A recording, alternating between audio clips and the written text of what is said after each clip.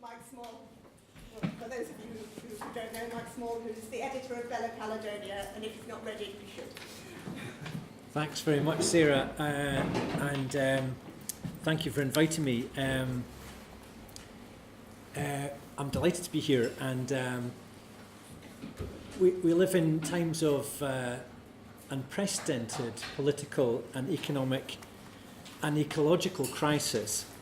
So ideas from elsewhere, from unexpected places, are essential, and I think that's what we're exploring tonight. I must say I don't know very much about Rojava or the Democratic Federation of Northern Syria, so that's not what I'm going to talk about, but there may be some people in the room who know more about that. You may know me or you may not know me as either the founder of the Fife Diet Project or from Bella Caledonia, and think, well, why is he talking about social ecology?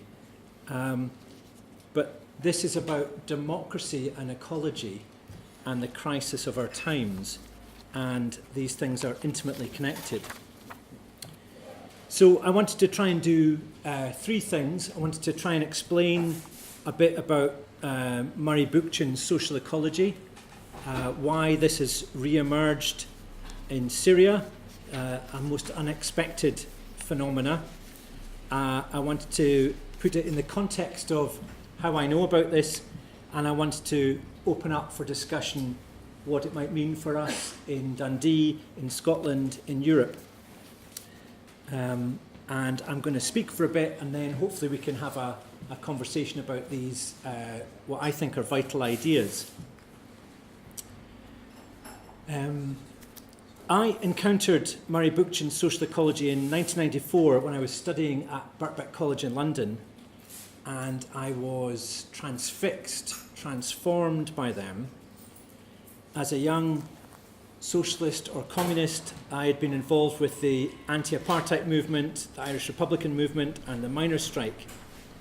But the idea of always being against something, the idea of struggle, and the idea of waiting for a single moment, the revolution, was a debilitating and draining way to exist. By the 1990s, it was becoming more and more clear that the challenge we faced wasn't just about social justice and the inequality of capitalism, but that the economic system was destroying the planet. So the game was shifting.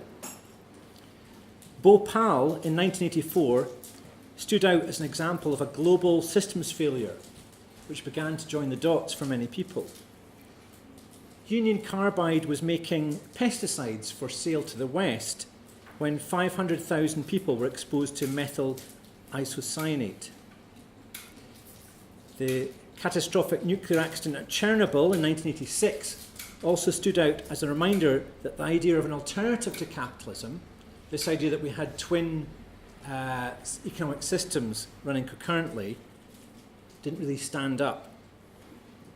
And as the Cold War unfolded, it became clear that there would be no peace dividend, and what we witnessed instead was the Cold War and the threat of mutually assured destruction gliding easily into the threat of global warming and the climate crisis.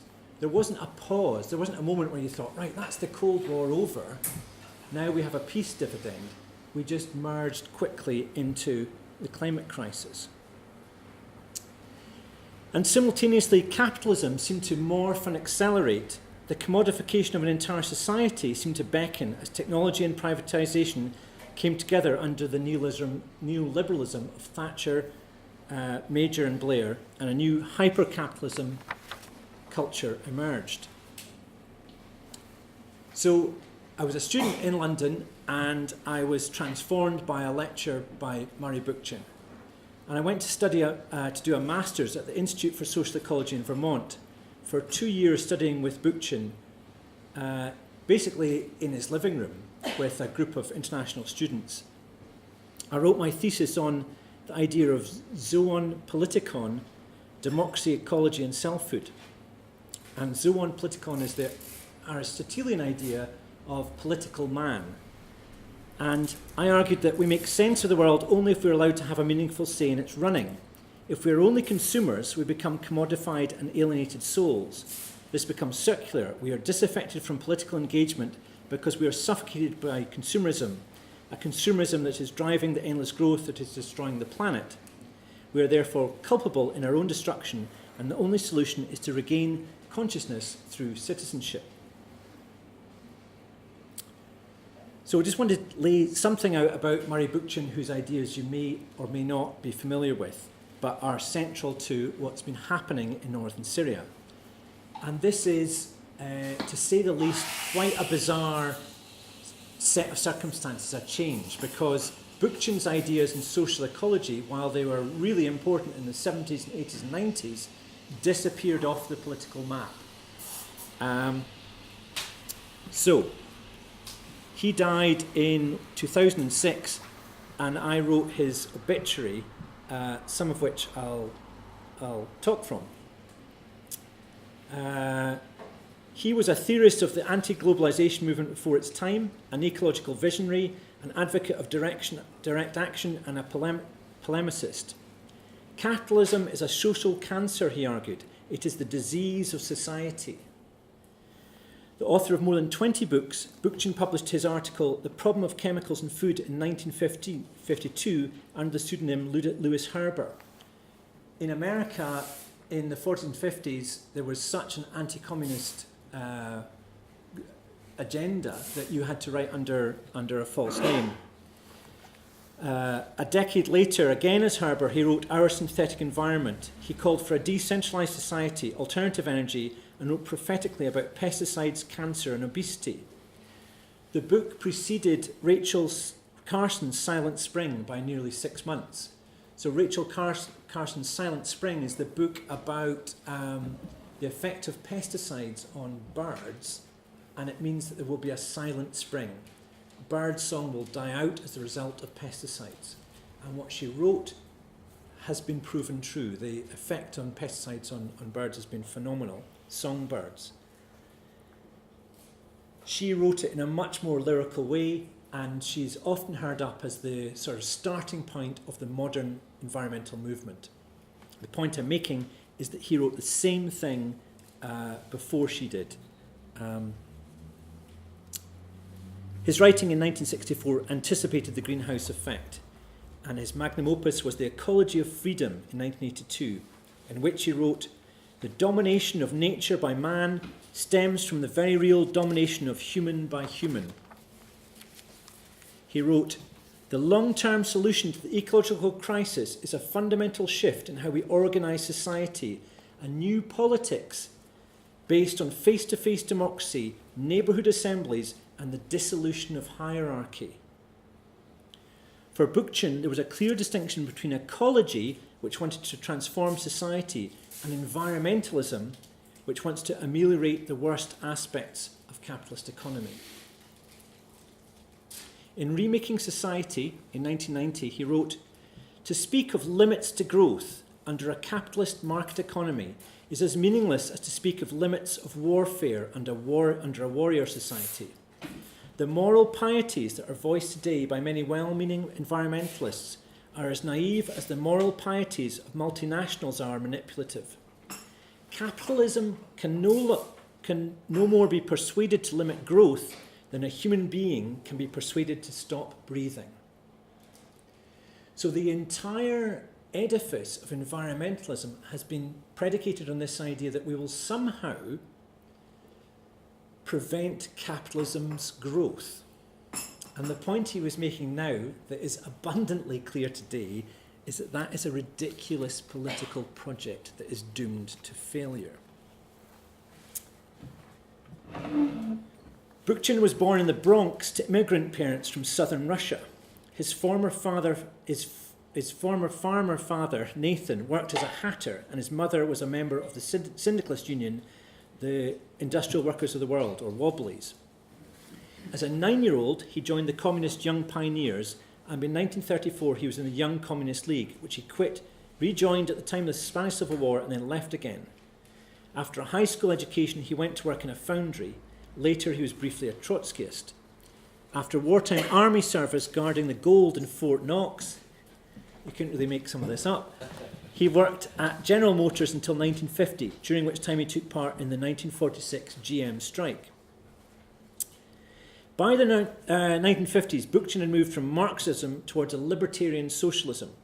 He had also been writing for Contemporary Issues magazine, which argued for a completely participatory democracy and identified Western capitalism and Stalinist East as a business partnership. In that decade too, he was a co-founder of the Libertarian League. So we begin to see his transition, his political transition, and this is important as we understand what's going on here. By the late 1960s, Bookchin, based in Hoboken, New Jersey, was teaching at New York's Free University. In 1969, at a time when Students for a Democratic Society, which had been a key force in the American left in the 1960s, was tearing itself apart, he published Listen Marxist, arguing for a post-scarcity anarchism. And as we kind of remember the 1960s, or as the 1960s is replayed to us as through the Beatles or counterculture, it's important to remember the radical politics that were happening at that time and recall some of that.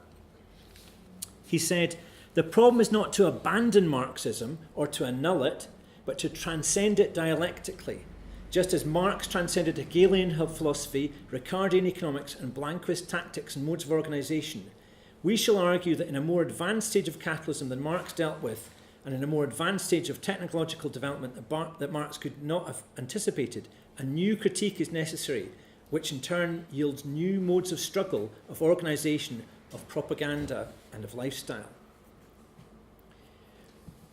Without Bookchin's post-scarcity anarchism of 1971, anarchism would not be the force within the anti-capitalism movement that it is today. Bookchin parted company with anarchism in 1998, refocusing on communalism, but his writing lifted and sustained that movement from the 19th into the 21st century.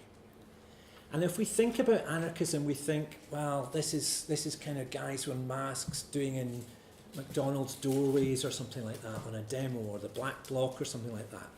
But the kind of anarchist ideals have really been central to the left in the last 30 years. If you think about the Occupy movement, that is anarchist to its core and has been transformational for the left and for anti-capitalist movements. Employed at the Ramapo State College in Mahwah, New Jersey in 1971, he co-founded the Institute for Social Ecology in Plainfield, Vermont, which won an international reputation for its courses in social theory, eco-philosophy and alternative technologies. He taught there until 2004. In retirement, he settled in Vermont, where in the 1970s he was active in the Clamshell Alliance, an anti-nuclear group which pioneered tactics of non-violent direct action. The list of movements and individuals Bookchin battled against is endless, but to dwell on his quarrels is to paint a picture of him as a sort of enragé. And he was quite a mad guy. He was quite a difficult person. He came from that culture. His background that I've described a bit meant that he was engaged constantly in battles and struggles, and some of that did against him. But he was more reflective than his public persona suggested, and was deeply influenced by Aristotle, Hegel, from whom he developed his idea of dialectical naturalism, Hans Jonas, Louis Mumford, Theodore Adorno, and the anthropologist Paul Radin. So, what does any of this mean, and what use can it be to us today? Bookchin's social ecology disappeared off the map before his death, sidelined by his very own egotistical rage and by being elbowed out by some of the very lifestyleism that he deplored. Deep ecology, which he challenged, and liberal environmentalism, which he critiqued, became dominant. Your hemp, save the rainforest tote bag attests to that. The idea is best expressed by a notion he raised once, where we opened the newspaper and this idea of a green prison had been launched. People were saying, oh, this is great, we've got a green prison, in which the electrified fence could be powered by solar panels.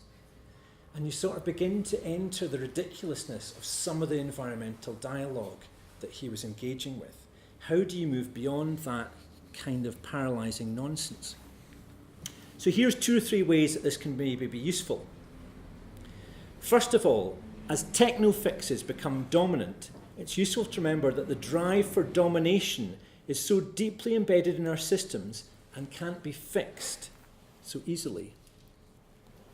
Bookchin and the wider social ecology movement asked us to think beyond our current paradigms. If we do not do the impossible, we shall be faced with the unthinkable, he said. And the assumption that what currently exists must necessarily exist is the acid that corrodes all visionary thinking.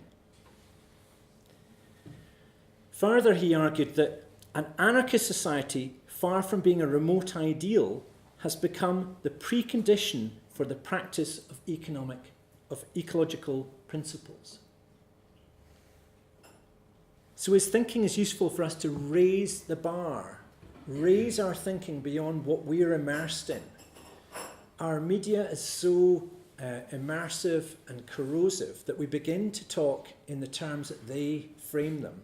And it's essential that we get some key principles and begin to think beyond that.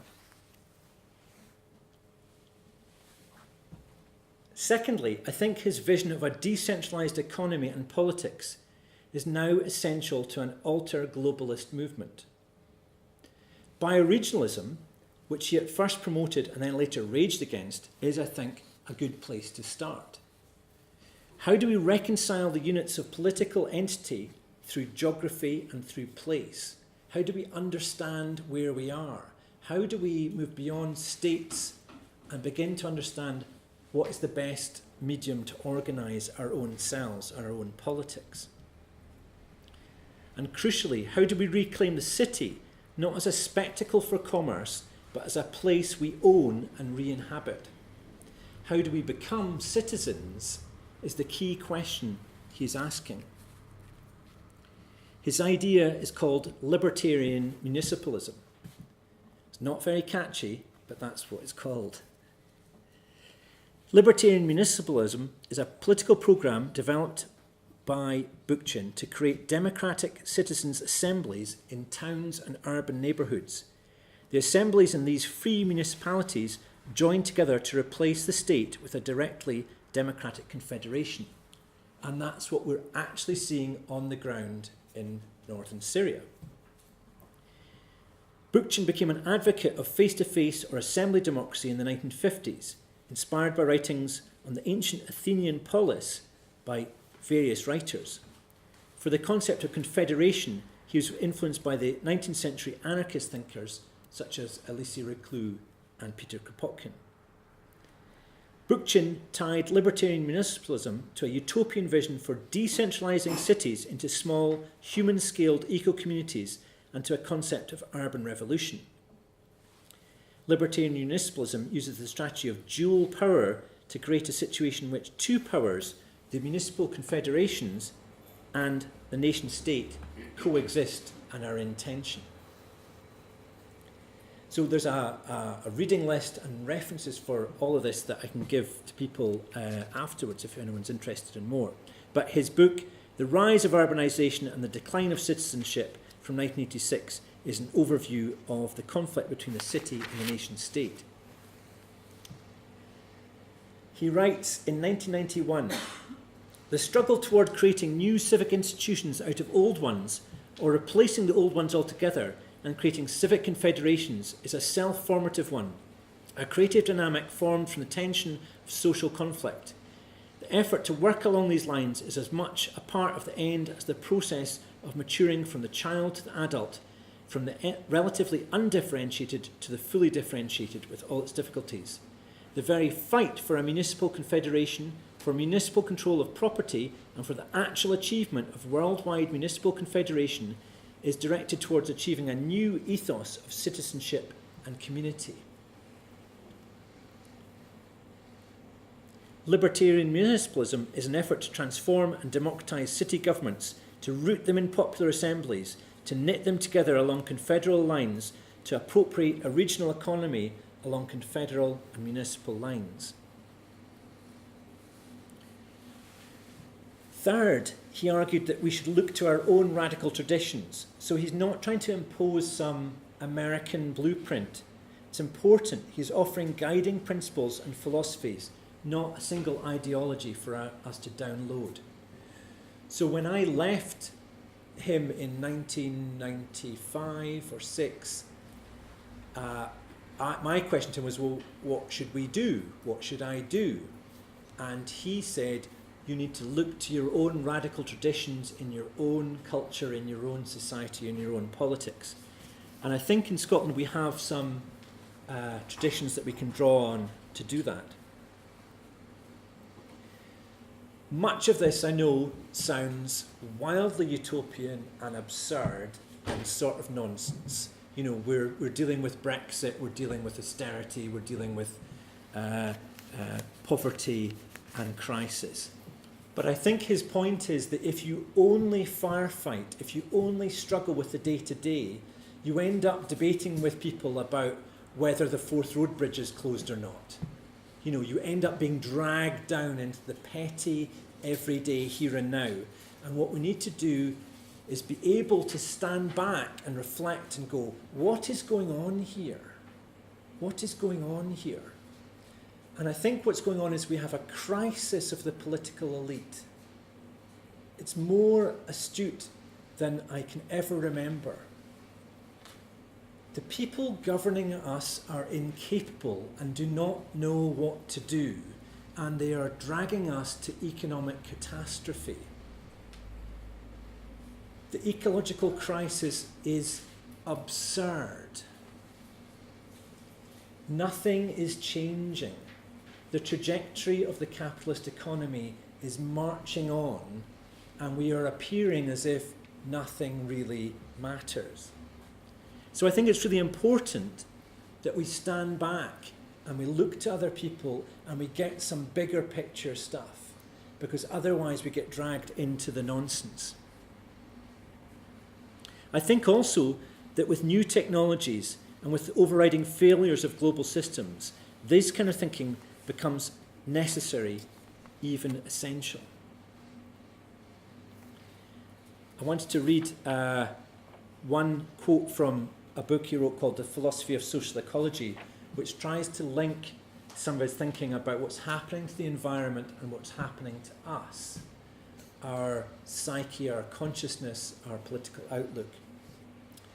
He wrote, "The terrible tragedy of the present social era is not only that it is polluting the environment, it is also simplifying natural eco-communities, social relationships, and even the human psyche. The pulverization of the natural world is being accompanied by the pulverization of the social and psychological worlds. In this sense, the conversion of soil into sand in agriculture can be said, in a metaphorical sense, to apply to society and the human spirit. The greatest danger we face, apart from nuclear immolation, is the homogenization of the world by a market society and its objectification of all human relationships and experiences into commodities." Not very Christmassy, I know, but it does ring true 20 or 30 years down the line.